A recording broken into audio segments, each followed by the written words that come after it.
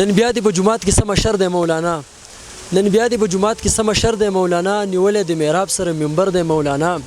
یو مسلمانان یو خو روان جدا جدا یو Talakum ganu tatundayam tatugulay palugam jayadunu Michael. زه په ښایستو کې بدرنګ پیژنم زه په ښایستو کې بدرنګ پیژنم زه د بیمانه سړي رنګ پیژنم او ما د تیرا د غرونو بنګ پیژني او زه د تیرا د غرونو بنګ پیژنم السلام علیکم ګرانو کتونکو مینوالو قدرمندو زیم ابوبکر او تاسو ګورئ خپرونه د یادونو مازیګر د یادونو په مازیګر کې یوسف شاه بهر صاحب یو پیر بیا زموږ سره میلمه دی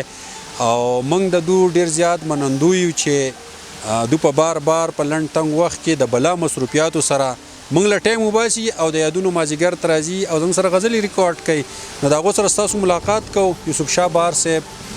د یادونو په مازیګر کې موږ تاسو ته هرکلی وایو ډېره زیاته مننه ډېره مننه کوم ستاسو یوسف شاه بهر صاحب ستاسو غزلې ستاسو شعرونه په ما ډېر زیات ښه لګي او امید لرم چې مینوال به هم ډېر خوښوي خو دا لکه واضح کوي چې ستاسو استاد محترم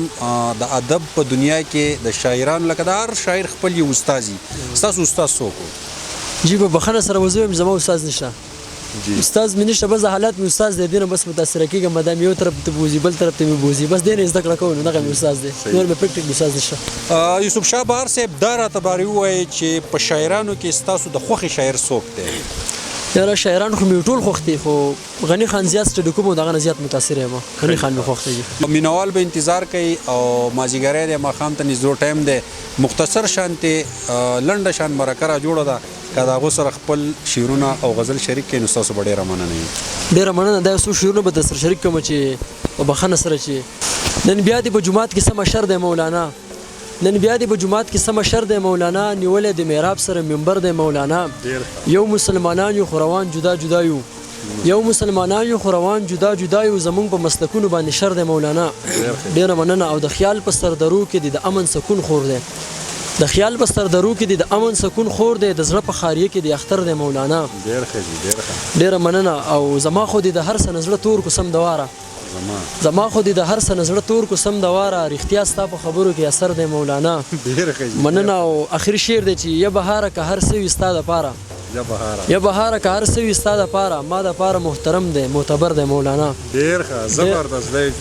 ډېره مننه یا بهاره که هر څه وي ستا دپاره ما دپاره محترم دی معتبر دی مولانا او دا یو څو روماني شعرونه به سره شریک کړم چې مننه زه چې یو بل ته اظهار د مینې وکړو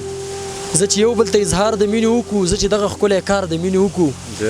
مننه او چې نفرت ته هر سړي د زړه نه وځي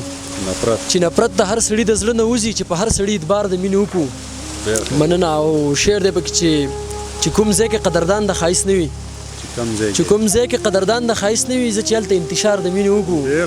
ډېره مننه چې کوم ځای کې قدردان د ښایست نه وي زه چې هلته انتشار د مینې وکړو او چې زړه راکړي او زړه درکړم څنګه به ښه وي چې زړه راکړي او زړه درکړم څنګه به ښه وي چې دا ښکلی کاروبار د مینې وکړو مننه او شعر دی پکې چې بیا زمونږ د زړګي نه وتی نه شي بیا زمونږ د زړګي نه وتی نه شي مونږ چې چا باندې ګزار د مینې وکړو مننه مهرباني بیا زمونږ د زړګي نه وتی نه شي مونږ چې چا باندې ګزار د مینې وکړو او آخري شعر دی چې یتیم دی چې احساس ورته ونشي یتیم دی چې احساس ورته ونشي چې نظر ورته د پلار د مینې وکړو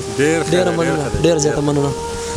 ډیره مننه ګرانو کتونکو مینوالو قدرمندو دا یوسف شاه بهر صاحب زمونږ به کوشش وي چې د مختلفو ځایونو نه د سنجیده شاعرانو سره تاسو ته مخې ته راشو زمونږ د یادونو مازیګر پروګرام سرته رسي د راروان پروګرام پورې ستاسو نه اجازت غواړو د الله په امان